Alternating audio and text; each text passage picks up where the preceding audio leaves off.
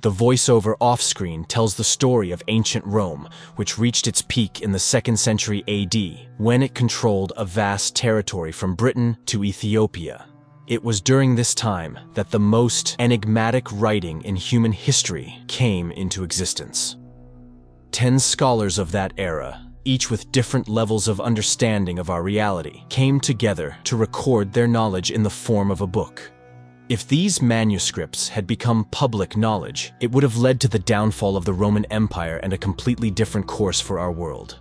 The mission of the 10th Legion was to intercept these scrolls and deliver them to Rome. However, everything did not go as planned. Several people in a cave are looking at a man. He has regained consciousness after being wounded. One of those present requests permission to examine his wound, and the injured man asks, where has he seen this doctor before? And he receives a strange answer, perhaps in past lives. The night passes. The wounded man, after resting, exits the cave. Roman soldiers greet him by the name of Maximus. He enters a tent and sits in front of a military leader. On the table, there are several objects, but the man looks at them with a puzzled expression. Pages with unreadable script are spread out before him. Suddenly, scenes from different time periods flash before his eyes.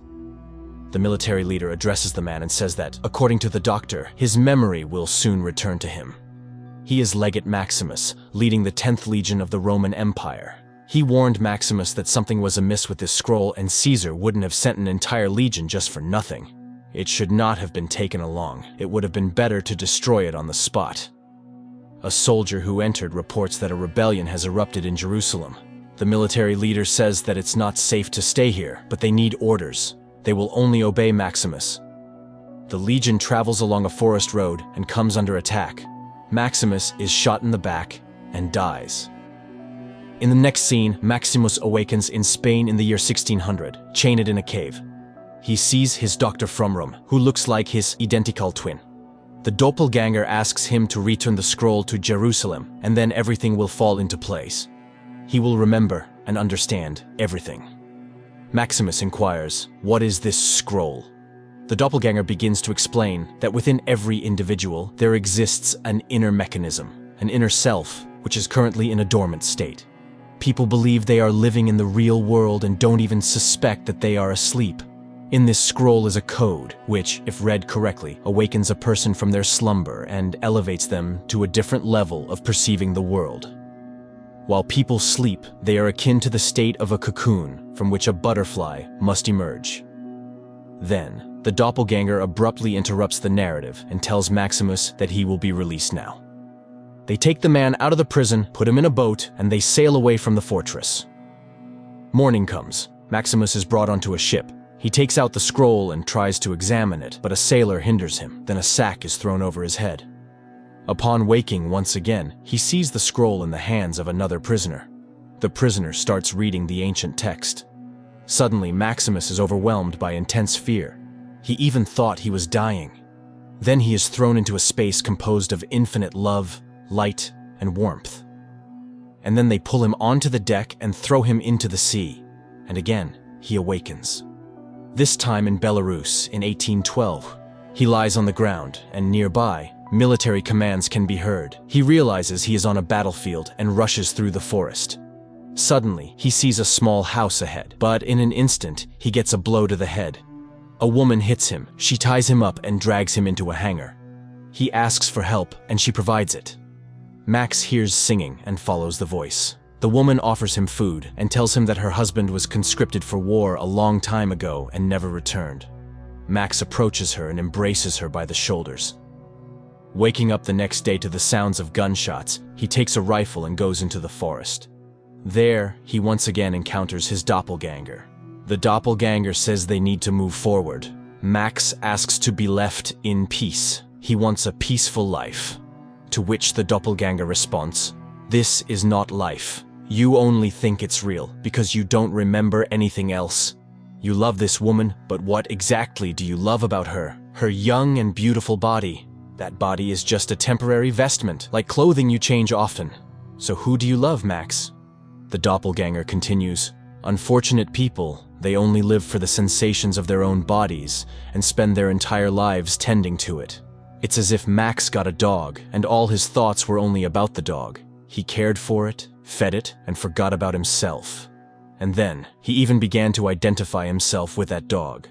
The body is not him, it's just the dog. Max shoots and asks the doppelganger to disappear from his life. Time passes, a child is born to the couple, and he lives a happy, simple life. But returning home one day, he finds his wife murdered and a scroll on the table. In despair, he grabs an axe and tries to destroy the accursed manuscript. The next time, Maximus wakes up in the Wild West. He is a cowboy and dies at the hands of an Indian. In the next life, he becomes a soldier in the colonial army in the jungle and dies from a poisoned arrow. Then, he is a German soldier who dies from enemy bullets in a ruined city. But before his death, he desperately shouts that he agrees to deliver the scroll to Jerusalem, and Max regains consciousness in the basement of an old house in Russia in 1917. He goes to an audience at the palace, where he meets his doppelganger. The doppelganger says he's glad that Maximus agreed to deliver the scroll to Jerusalem. Then he starts a cinematograph. Maximus sees all his past lives and deaths. Maximus is overwhelmed by a sense of horror at what he sees. The doppelganger explains that it's just a film, a screen, a fabric, a reflection, a movie. Only back then, it was real for him, and now he's looking at the lives he lived from the outside.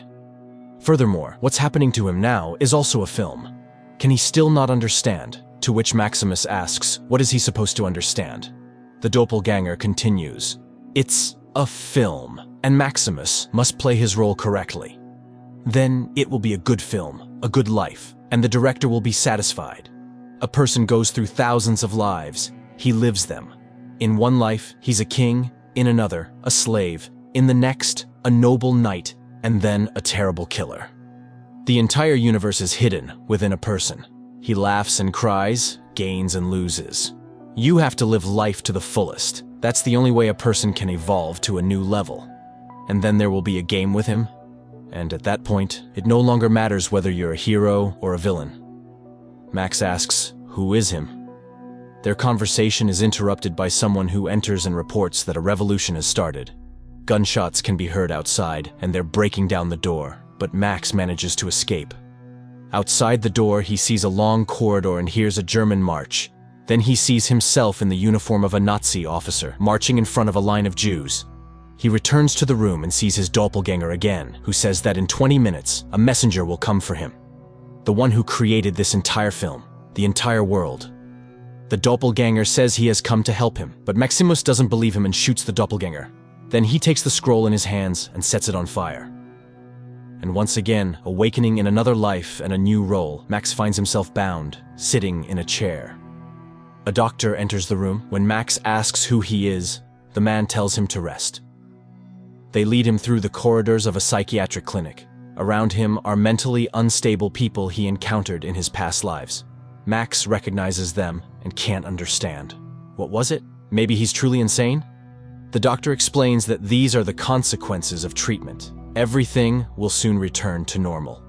He was brought here 6 months ago with acute psychosis. Max claimed he needed to find a scroll called the Zohar and return it to Jerusalem.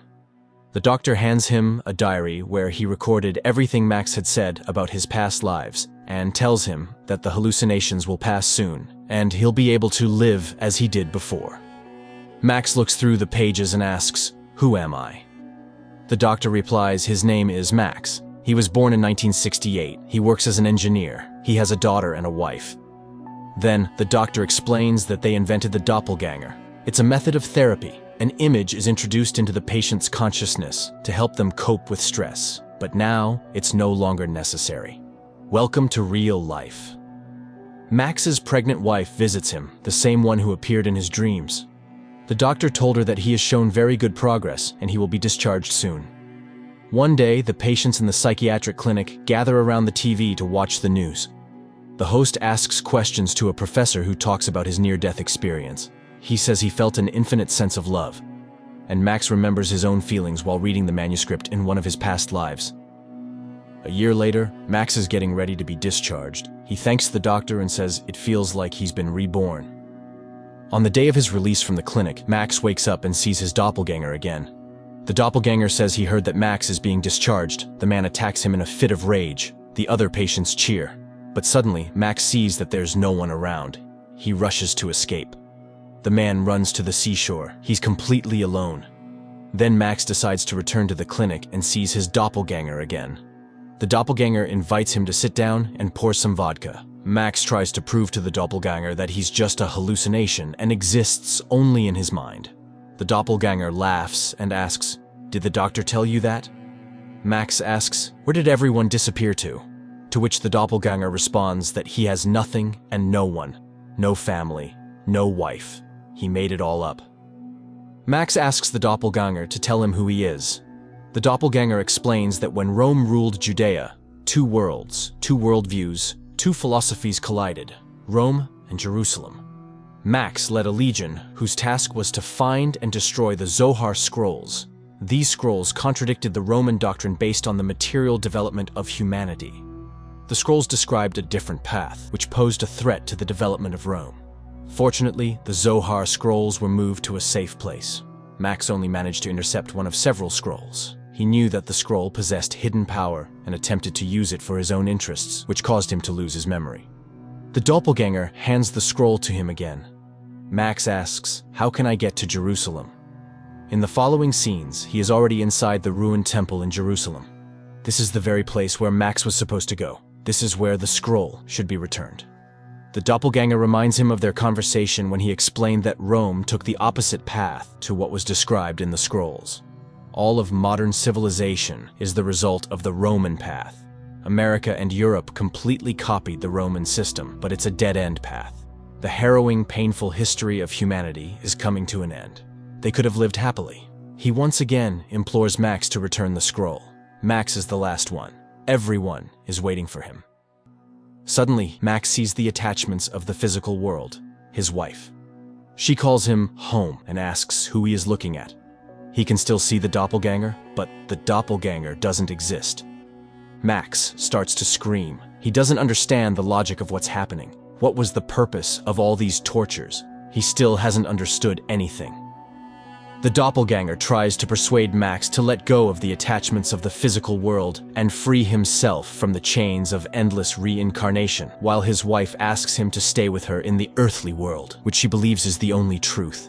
Everyone is calling Max to their side. Max shoots the doppelganger, but it turns out he killed his wife. A gunshot is heard. Darkness. Max opens his eyes. He is back to the first encounter with the doppelganger in the cave. The familiar dialogue about past lives ensues. Then the movie scenes shift to the present day. The news announcer reports that in one of the caves in Jerusalem, an ancient manuscript has been discovered, which strongly resembles the mysterious Zohar book. It answers the most frequently asked question: what is the meaning of human existence? Thanks to this scroll, scientists have managed to read about how our so-called initial state was like an embryo in the womb of a mother, unable to feel the perfection it was in.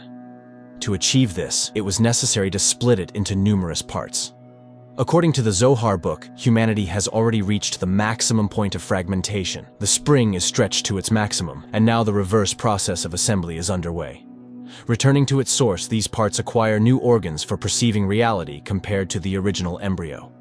In this union, each one perceives this perfection not only from their own perspective, but through the other particles already connected to it. And this is billions of times more than the initial perception. This is the intention, for us to align with the perfection that we did not perceive initially.